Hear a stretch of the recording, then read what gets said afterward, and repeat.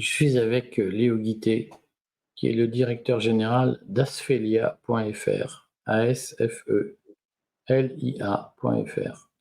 qui est une start-up partenaire du Courrier des Stratèges, qui aide chacun à baisser le prix de sa complémentaire santé.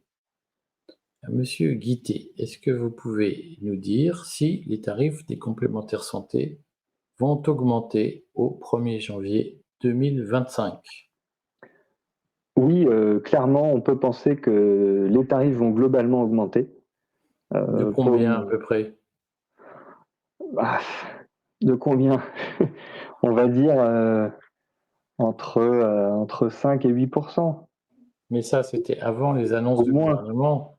Et après, étant donné que maintenant, effectivement, avec les nouvelles annonces, les complémentaires santé vont devoir rembourser au moins 1 milliard d'euros de plus juste pour les remboursements chez le médecin. C'est-à-dire que concrètement, donc la sécurité sociale va dégrader le remboursement des des consultations chez le médecin. La sécurité sociale va moins bien rembourser les consultations chez le médecin, et les consultations chez le médecin voient leur prix dans le même temps augmenter. Donc c'est un double effet qui se coule pour les complémentaires santé, qui voient leur part de remboursement augmenter, et cette part-là augmente d'autant plus fortement que les montants des cotisations, les montants des consultations chez les médecins augmentent elles aussi. Donc c'est tous les assurés qui ont une complémentaire santé, une mutuelle, vont le ressentir à partir du 1er janvier. Est-ce qu'on a une idée, puisque vous citez le chiffre de environ d'augmentation autour de 8% pour aller vite, moins de 10%, avant les annonces du gouvernement sur la dégradation des remboursements médicaux, des consultations médicales, est-ce que il y a un risque pour que les augmentations de tarifs des complémentaires santé, des mutuelles, soient supérieures à 10%? Sur certains contrats, oui. En fait, tout dépend de chaque organisme, de chaque complémentaire santé, et tout dépend de l'équilibre de chaque contrat, c'est-à-dire du montant des cotisations perçues mis face au montant des remboursements effectués par l'organisme. Donc en fait, c'est vraiment propre à chaque acteur et même propre à chaque contrat. Donc c'est pour ça que c'est compliqué pour toute personne qui ne s'y connaît pas de comprendre pourquoi tel complémentaire santé, tel contrat va augmenter plus qu'un autre. C'est parce qu'en fait, chaque contrat est bien particulier. Donc certains contrats vont voir leur tarif augmenter de plus de 10%, et d'autres vont voir leur tarif augmenter, mais de manière moins forte, de 5-6%. Ça dépendra des cas en vérité. Alors, il faut redire qu'il y a 2 types de contrats. Il y a ce qu'on appelle les contrats individuels, c'est-à-dire par tête, qui assurent les gens. Très souvent, c'est lié à l'âge, le tarif est lié à l'âge. Et puis, il y a les contrats dits d'entreprise, les mutuelles d'entreprise, qui elles sont soumises à un tarif collectif, qui lui aussi va augmenter mécaniquement. Oui, oui, oui. Alors les tarifs collectifs vont même probablement augmenter plus fortement cette fois-ci que les tarifs individuels. On met de côté les tarifs pour les personnes âgées, les retraités, qui eux sont vraiment à part parce qu'ils sont plus élevés en moyenne. Mais Parce c'est qu'ils vrai que consomment plus statistiquement. parce que statistiquement, les personnes retraitées, les personnes âgées consomment plus, et donc leurs tarifs sont plus élevés et ont tendance à augmenter plus fortement aussi. Et donc, dans la distinction qu'on fait entre les contrats individuels et les contrats collectifs, qui sont en fait les contrats d'entreprise dont bénéficient les salariés en France, on constate que pour l'année prochaine, les contrats collectifs d'entreprise ont une tendance annoncée euh, qui, qui nous laisse penser qu'il y aura une augmentation tarifaire plus forte. Donc ça, c'est vraiment lié, encore une fois, à des enjeux d'équilibre en fonction des conventions collectives, en fonction des remboursements faits dans chaque convention collective par les organismes assureurs qui sont en place, qui proposent des garanties, des contrats aux entreprises. Et en fait, il y a beaucoup de facteurs qui sont multiples et qui viennent se percuter et qui causent une hausse tarifaire. Alors concrètement, comme vous le dites, en fait, il y a une concurrence, il faut le redire, le marché de la complémentaire santé, le marché de la mutuelle est un marché en concurrence, et même peut-être même en libre concurrence.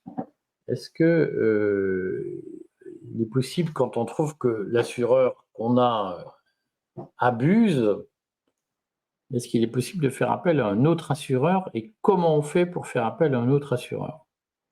Alors on peut tout à fait, n'importe quel assuré individuel ou n'importe quel chef d'entreprise peut décider de changer d'organisme assureur, euh, que son assureur actuel abuse ou pas. Il peut décider de faire jouer la concurrence pour trouver un contrat qui serait potentiellement aussi généreux et moins cher. Idéalement plus généreux en termes de remboursement et moins cher, mais ça, en général, c'est compliqué à trouver. Euh, donc c'est tout à fait possible. Donc il y a une condition pour pouvoir changer d'assureur, c'est qu'on soit assuré auprès du même organisme depuis au moins un an. Ça, c'est vraiment la première condition. Et une fois que ça fait un an qu'on a passé la date anniversaire de la première année de son contrat, on peut demander la résiliation du contrat actuel sans aucune raison, en fait. On peut, C'est quand on est une libre. personne, voilà, on est libre On de peut faire ce qu'on décider de veut partir sans avoir à le justifier. et on peut le faire en cours d'année. On n'est pas obligé d'attendre la date anniversaire de l'année numéro 2, de l'année numéro 3. Une fois que ça fait un an qu'on est assuré, on peut, au cours de l'année suivante et n'importe quand après, changer d'assureur en faisant jouer la concurrence. Et il y a deux grandes possibilités pour ça. Soit donc le souscripteur, quelle entreprise ou l'assuré individuel fait lui-même cette résiliation, c'est-à-dire qu'il envoie lui-même un courrier recommandé. Et dans ce cas-là, une fois Donc ça, que c'est son la personne assureur, âgée, par exemple, la personne du troisième âge qui a un contrat, qui dit: «C'est trop cher, je paye 180 € et j'ai trouvé mieux à 160 €». J'écris en disant: «Je résilie mon contrat».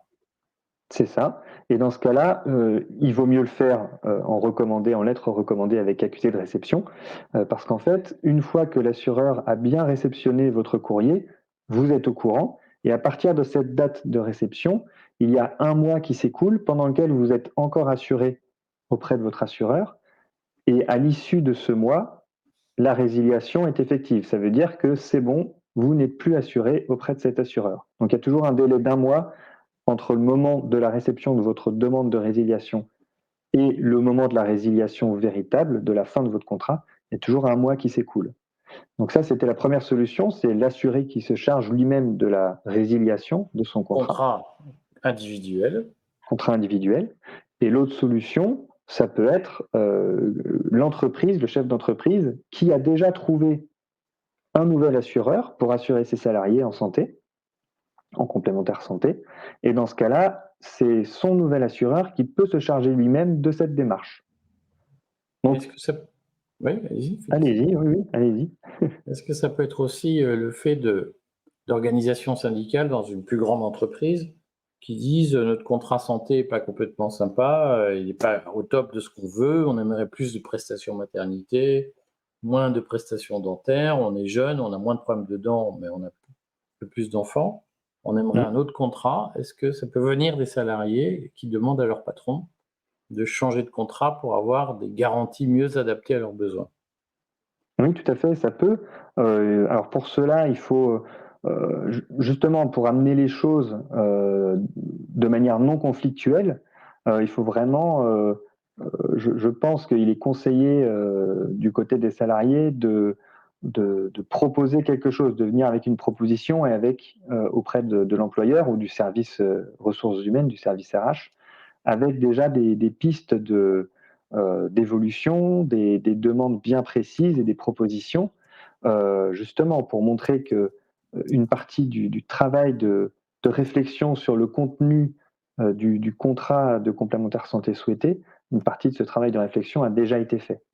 Ça permet aussi derrière au chef d'entreprise ou au service RH d'être peut-être plus attentif aux demandes des salariés et de négocier en bonne entente, j'ai envie de dire, pour trouver une solution qui convienne à tout le monde. Alors,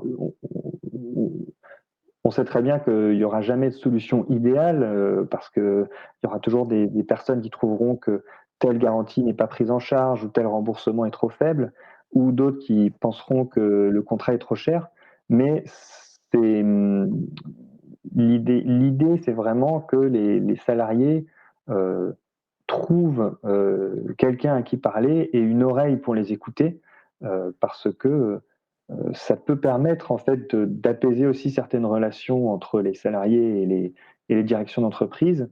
Euh, de, le fait de trouver, le fait d'avoir une complémentaire santé plus adaptée aux besoins des salariés, c'est facteur quand même d'apaisement. Concrètement, Asphelia sert à faire quoi là-dedans? asfelia.fr, on le rappelle.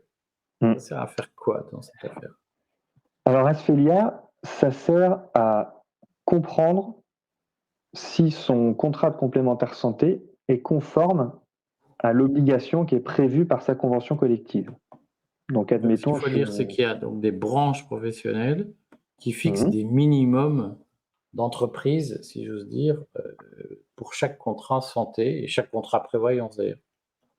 Oui, tout à fait. Donc, c'est en fonction d'un secteur d'activité dans lequel on est. Ça peut être la boulangerie, ça peut être les bureaux d'études, les cabinets d'architecture. Dans la majorité des conventions collectives en France, il y a des obligations qui doivent être respectées par les complémentaires santé pour Des proposer des minimums. contrats, des minimums. Donc Et des donc, minimums, Asphelia, ça sert à et des ça. maximums en prix. Ouais, il y a un maximum en prix et puis il y a des minimums de remboursement.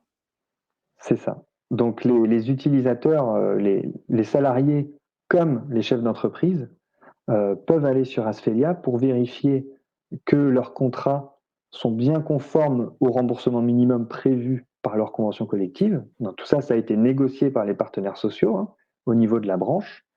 Mais aussi, ils peuvent comparer, ils peuvent voir si le tarif de leur convention collective, alors ça c'est pas encore tout à fait opérationnel, ça viendra bientôt. Ils pourront voir bientôt si le tarif qu'ils payent correspond, se situe dans les eaux qui ont été négociées par les partenaires sociaux. Ils pourront voir s'ils sont en dessous ou largement au-dessus. Ça permet d'avoir une idée de où ils se placent par rapport à la convention collective. C'est gratuit ou c'est payant? Asphelia, c'est tout à fait gratuit. C'est un service gratuit. Il suffit pour l'utilisateur de retrouver son entreprise dans une liste qui recense toutes les entreprises en France. Euh, donc c'est très simple. Avec une recherche par mots-clés, on peut trouver son entreprise, retrouver sa convention collective et ensuite voir quelles sont les garanties minimums que la convention collective doit nous proposer. Et on peut faire des comparaisons entre ce que propose notre contrat en entreprise et ce qui est prévu par la convention collective. Bon, vous nous tenez au courant. Est-ce qu'au besoin, il faut aider les gens? Est-ce que les gens qui ont besoin d'être aidés pour dénoncer leur contrat, qu'il s'agisse d'employeurs qui disent j'ai un contrat qui coûte trop cher, ou de salariés qui disent ah, mais je voudrais dire à mon patron que c'est trop cher et que ça ne correspond pas aux besoins, est-ce qu'on peut les aider? Est-ce que Asphelia les aide à rédiger leurs courriers, leurs demandes, à faire leurs démarches? Oui, alors il suffit de nous écrire. Il y a un lien de contact qui est directement sur asphelia.fr. Et nous, on vous aide à faire ces démarches, à rédiger ces démarches-là. Bon, merci. On se retrouve bientôt, Monsieur Guité. À très bientôt.